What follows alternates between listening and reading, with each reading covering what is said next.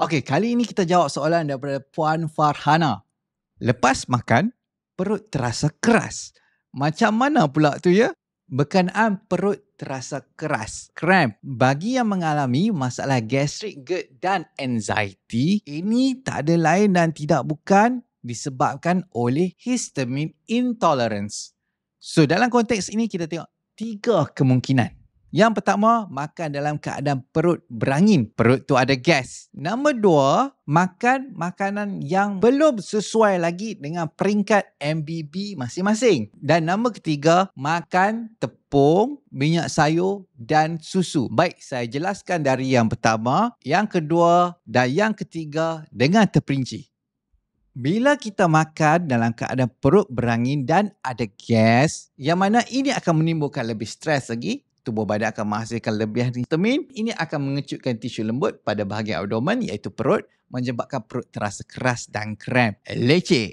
Tips untuk mengelakkan masalah ini daripada berlaku, 15 minit sebelum kita makan, kita minum air dulu, lepas tu kita urut dan tekan kawasan badan yang terasa sakit, keras, kebas, lenguh. Dia boleh berada di leher, boleh berada di belikat, boleh berada di pinggang, boleh berada di paha dan boleh berada di betis.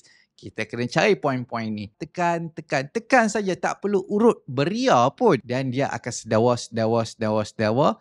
Kita urut sampai sedawa, sampai nafas rasa lawas, baru kita makan. Kalau tidak, dia akan jadi tekak, terasa terlekat. Rasa nak makan tapi tak boleh makan dah. Diikuti dengan perut keras. So, praktis saja tips tu. Yang kedua, makan makanan yang belum kita boleh makan mengikut tahap MBB kita. Seperti contoh, MBB level beginner. Tidak boleh makan sayur cruciferous seperti brokoli, bunga kubis. Tak boleh makan lagi sebab ianya mengandungi gula raffinose. Yang mana gula raffinose ini terhadam dekat usus besar. Untuk MBB beginner, kebanyakan masa masih mengalami masalah SIBO yang teruk iaitu Small Intestinal Bacterial Overgrowth. Berlakunya pecahan bakteri usus besar pada usus kecil.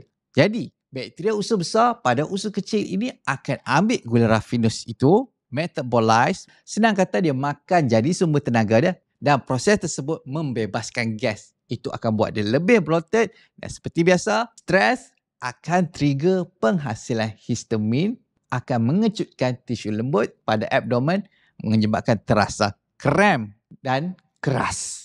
So tips dia, sentiasa berhubung dengan dietetik, hantar gambar makan dan kita akan adjust makanan ikut dengan kemajuan daripada masa ke semasa. Semua makanan kita nak makan, budu, kimchi, brokoli, tembikai, tetapi semua ni akan tiba masanya. Awal-awal jangan lagi nah.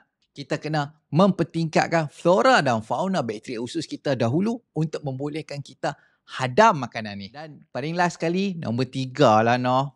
Nombor 3 ni kita tahu sedia maklum, tepung, terutama tepung gluten, minyak sayur pada sumber bijirin dan juga susu. Ini secara generalnya manusia tak boleh nak consume, tak boleh nak makan. Sebab 3 benda ni akan menyebabkan keradangan pada usus kecil. Akan ada soalan tanya saya, susu ni kenapa tak boleh minum?